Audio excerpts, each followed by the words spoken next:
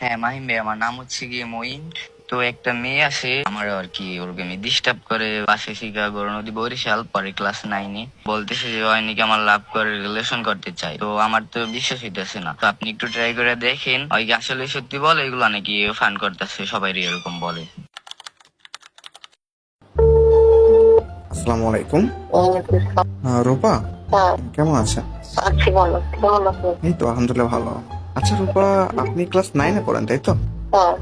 একটা ইন্টারেস্টিং ঘটনা ঘটছে, সেখান থেকে আপনার নাম্বারটা পেয়েছি। আমি ঝালমুড়ি খাচ্ছিলাম, এই ঝালমুড়ি প্যাকেটের মাঝে লেখা আছে যে আই লাভ ইউ রূপা, তারপর হচ্ছে এই নাম্বার, আর হচ্ছে লেখা বরিশাল গরু নদী। আপনার বাসা কি বরিশাল গরু নদী?